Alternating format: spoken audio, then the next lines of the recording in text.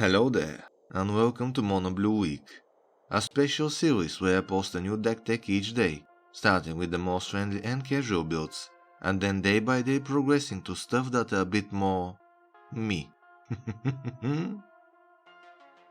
Mono Blue Week, Day 7. Unctus, Grand Metatect. Today's commander is Unctus, Grand Metatect, a 1 on double blue for 2/4 Phyrexian Vedalken that has a plethora of abilities. The first one lets us loot whenever our blue creature becomes tapped. The second one pumps our artifact creatures by +1/+1, and the final one reads: pay 1 Phyrexian mana. Until end of turn, target creature you control becomes a blue artifact, in addition to its other colors and types. Activate only as a sorcery. The combo potential is massive, and things like a Fetal Alchemist and Tidewater Minion immediately come to mind, as ways to cycle through our entire library. But Alchemist into Unctus into draw our entire library to find Lab Maniac seems kinda boring and not fitting for the end of the Mono Blue week. Instead, I went for something more satisfying. Tentacles. ミャネか？どうしたミャネ？やめてください。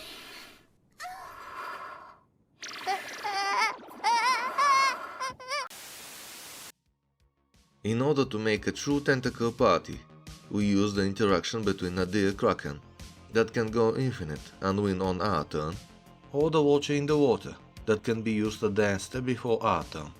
Let me explain in detail.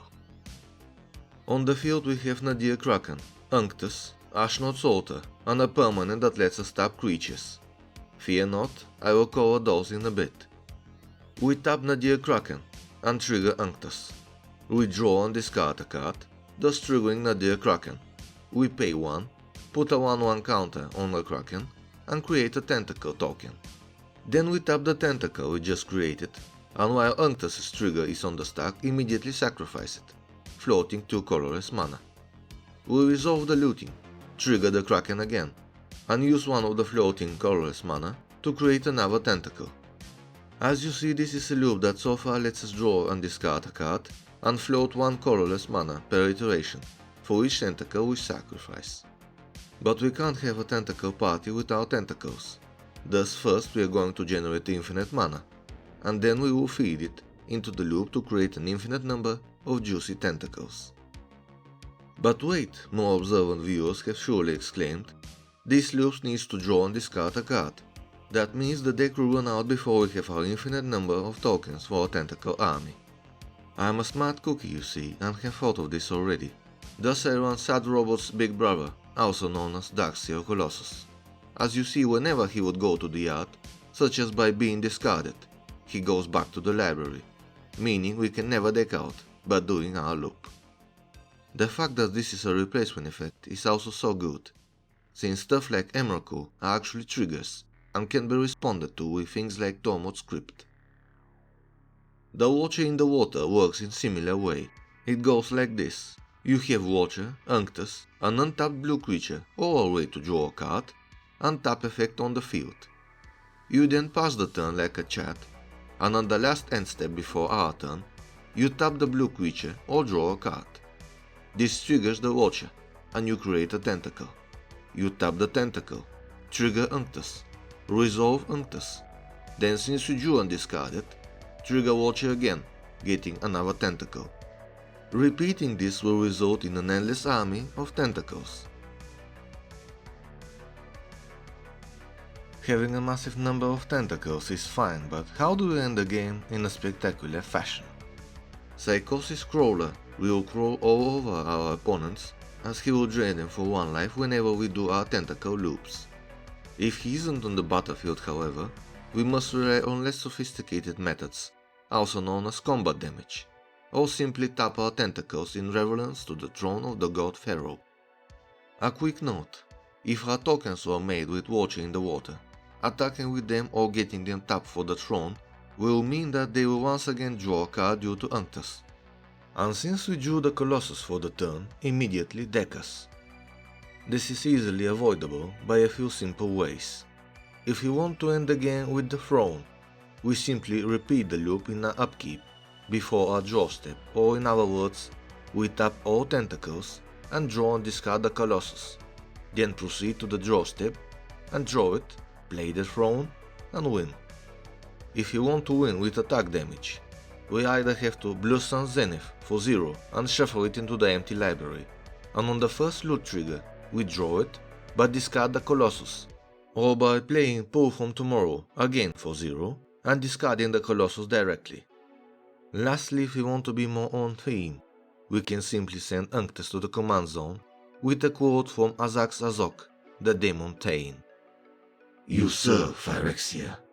Your pieces would better serve Phyrexia elsewhere.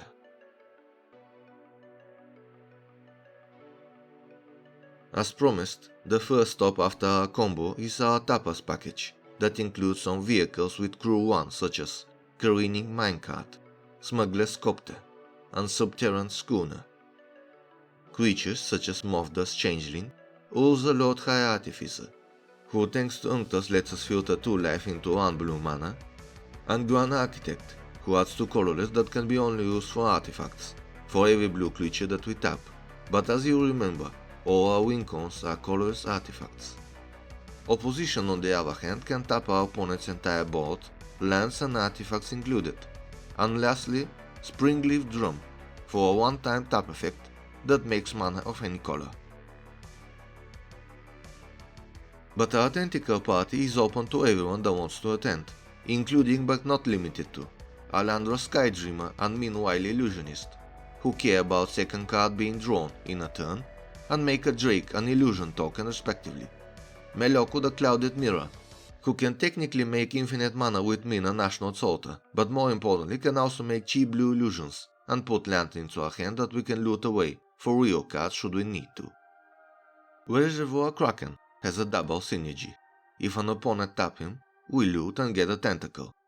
If they don't, they get attacked for 6 and we loot. Win-win. Tauran Sky Summoner makes tokens upon casting instant and sorceries, while Sign Master Topterist and Mirrodin Besiege make tokens on artifact casts. Master of the Whales on the other hand makes a number of elemental tokens, equal to our devotion to blue. Stolen by the Fae and Fairy Slumber Party are 2 removal options that also leave behind a relatively large number of blue token creatures upon resolving. All those tokens will be eventually getting tapped, which will cause a lot of drawing and discarding. For this reason I also run Chasm Skulker, who can go very large, and if killed or sacrificed, will give even more blue creature tokens, as well as Drake Heaven. As you can see, the card is the exact same as Nadir Kraken, except it triggers on discards instead of draws, and makes drakes instead of tentacles. In this sense, you can use it to combo off as well, but if you do so, it will ruin the meme tentacle flavor, and you will be no friend of mine. Ominous Seas, on the other hand, is very much on point, and can dish out a surprising number of huge krakens relatively quickly. Speaking of huge, leveled up wizard class can distribute an obscene amount of counters on our tokens as well. I also chose to run Search for Ascanta, both as early card selection and as a mid-game ramp when it transforms into a land pretty much on the next upkeep. As is expected with our strategy, we cycle a lot of cards rather quickly, but while this generates exceptional card quality, it does not generate card advantage. As such, I chose to still run Pull from Tomorrow and Blue Sin Zenith, as well as a few tutors, like Drift of Phantasms and Mother of the Mixture, as well as the duo mages, Tribute Mage and Trophy Mage, since Nadir Kraken, Ashnod's Altar and the Throne of the God Pharaoh are essential to our strategy. Reshape and Wheel of Invention, on the other hand, can fetch our combo pieces, or our protection pieces, Swiftfoot Boots and Lightning Greaves if we so choose. Lastly, I also run Urza's Saga, which can grab either Springleaf Drum or run cards like Wayfarer's Bauble or Soul Ring, depending on the situation. For interaction I added the usual suspects: Arcane Denial, Counterspell, Negate, Memory Lapse, Mother of the Mixture, Stoic Rebuttal, and Test of Talents, as well as single target removal like Blast Zone, Meteor Golem and Spine of Ishsa, Capsize and Demolition Field, as well as Pongify and Rapid Hybridization. Mass removal options include Aether Gale, Spectral Deluge, and the thematic Whelming Wave.